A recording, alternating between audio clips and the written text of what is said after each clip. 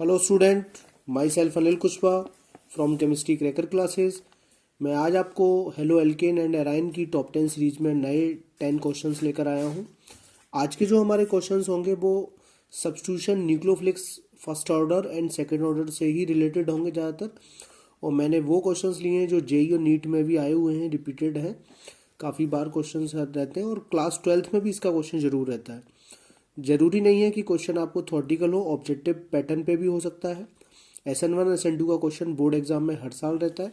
ठीक है, ये क्वेश्चन करने से पहले मैं कुछ छोटा सा क्लियर कर दूं। हालांकि ये सारी थ्योरी आपको प्लेलिस्ट में मिल जाएगी इस टॉपिक के अंदर, प्रॉपर SN1 SN2 के बारे में। ठीक है, लेकिन मैं पहले कुछ क्लियर कर देता हूँ। SN1 एक होता है हमारा, एक हमारा SN2 होता है। SN1 में जो हमारा रिएक्टिविटी ऑर्डर होता है वो होता है हमारा 3 to 1। आप ऐसे कर लीजिए 1 to 3। 3 to 1 means tertiary halide, secondary halide और प्राइमरी हेलाइड। और आपका जो SN2 फॉलो करता है वो क्या करता है, प्राइमरी हेलाइड, सेकेंडरी हेलाइड और टर्शरी हेलाइड को फॉलो करता है। और रीजन या लॉजिक की बात करें तो यहाँ पे जो हमारा लॉजिक होता है वो होता है due to the more stable carbocation. ठीक है, जितना ज़्यादा स्टेबल कार्बोकैटायन होगा उतनी ही आपकी रिएक्टिविटी SN1 के लिए, SN1 के फेवर में होगी।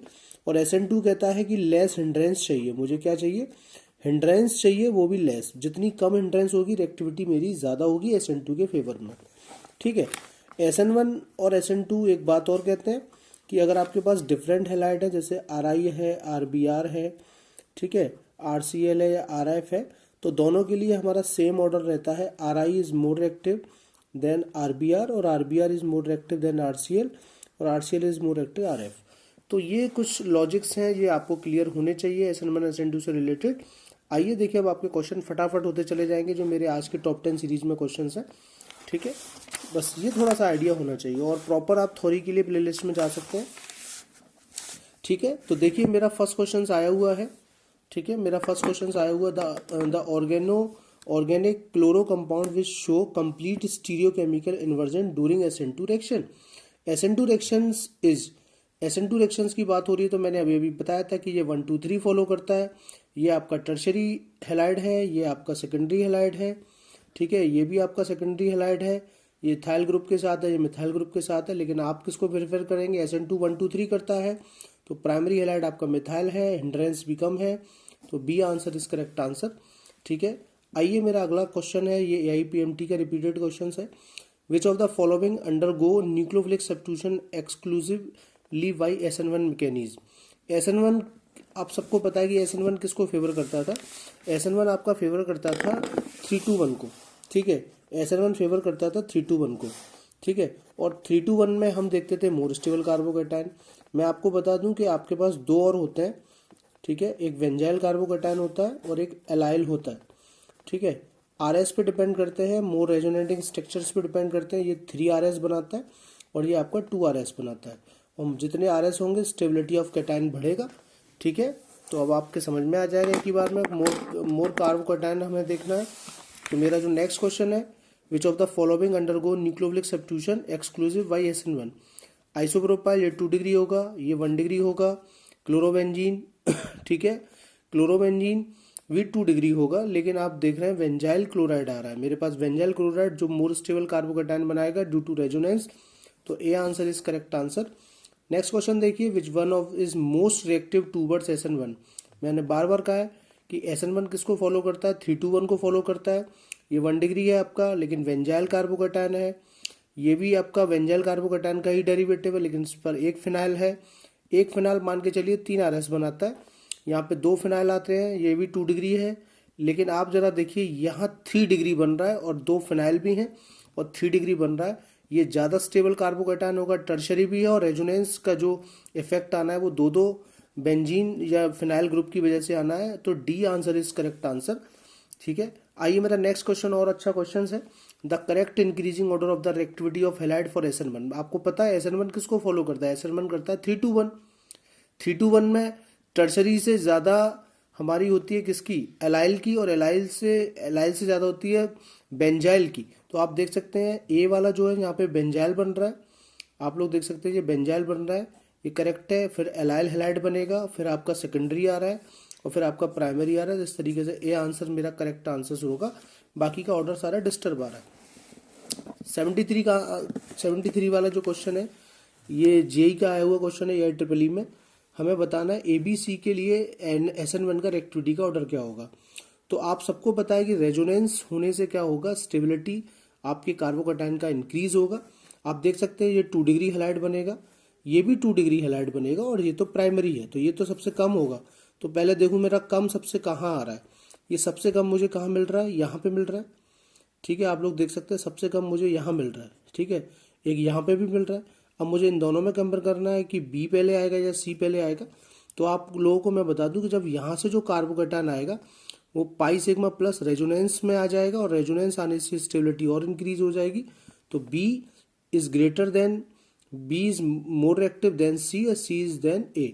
तो A answer is correct answer. ठीक है, इस तरीके से मेरा ये वाला आंसर हो जाएगा। देखिए मैंने सारे एक ही पैटर्न पे क्वेश्चंस लिए हैं ताकि आपकी प्रैक्टिस बनी रहे। आपको एक ही टॉपिक से मैं सारे क्वेश्चंस लाने का प्रयास करता हूँ कि कोई एक ही टॉपिक पे सारे क्वेश्चंस रहें। आइए मेरा और अच्छा क्वेश्चन है, ये भी जेई का आया हुआ क्वेश्चन है 2007 में।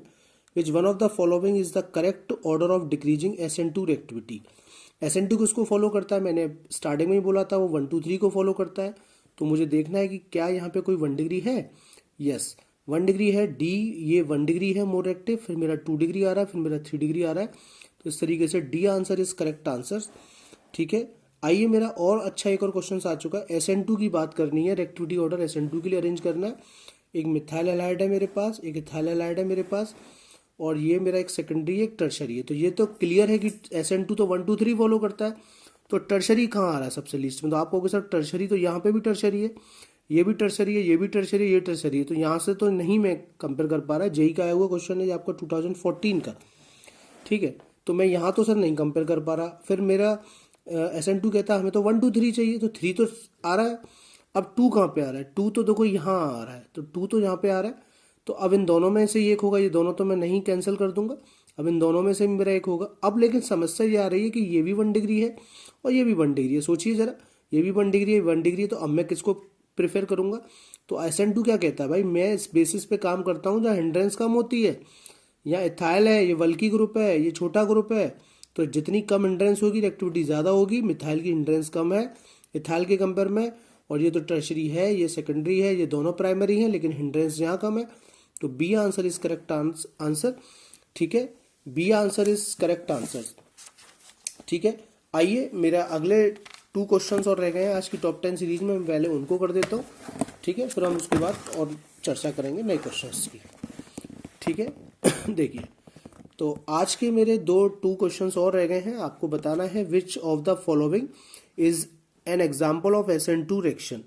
SN2 रिएक्शंस का कौन एग्जाम्पल है। आप देख रहे हैं एल्कोहल वाटर के साथ रिएक्ट करके एल्कीन बना रहा है। ये तो एलिमिनेशन रिएक्शन है, ये तो हो ही नहीं सकती। ठीक है, यहाँ पे आप देखें Br सब्स्टिट्यूट किया जा रहा है, प्राइमरी हैलाइड है। ठीक है, लेकिन ये आपका वेंजाइल है। ये कौन है, आपका वेंजाइल है, और मुझे चाहिए कम से कम हिंड्रेंस चाहिए। SN2 के लिए मुझे चाहिए कम से कम हिंड्रेंस। यहाँ टर्शरी है, ये प्राइमरी है, और प्राइमरी में भी कौन है, मिथाइल है, लेस हिंड्रेंस है। तो D answer is correct answer होगा। ठीक है, देखिए मैंने सारे वो क्वेश्चंस लिए जो मैंने थोड़ी देर में जो टॉपिक समझाया था उसी के ऊपर मेरे सारे क्वेश्चंस हैं। ठीक है, यहाँ देखिएगा मेरा नेक्स्ट क्वेश्चन है, tertiary alkyl halide are practically inert to substitution by SN2 mechanism because of. ठीक है, SN2 मैकेनिज्म किसके कारण फॉलो हो रही है, तो ना तो इंडक्टिव इफेक्ट होता है, ना इनसॉल्युबिलिटी होती है, ना इनस्टेबिलिटी होती है।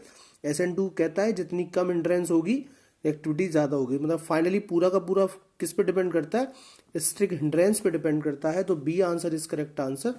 ठीक है, तो फाइनली आज की टॉप 10 सीरीज में क्वेश्चंस पसंद आए होंगे। क्वेश्चंस की एक कॉपी बना लीजिए, डेली प्रैक्टिस करिए। और भी क्वेश्चंस कर सकते हैं आप लोग, ये नहीं है कि आप इन्हीं क्वेश्चंस को करें, मैं तो बस आपकी प्रैक्टिस कराना चाहता हूँ। ठीक है, आपको सारे टॉपिक्स की प्रैक्टिस रहे, आप सारे क्वेश्चन से अपडेट रहें। और मैं आपको बता दूं, आप जितने क्वेश्चंस अटेंड करेंगे, आप जितने भी क्वेश्चंस करेंगे, आपकी नॉलेज उतनी ही इंक्रीज होगी। ये मेरा आपसे प्रॉमिस है।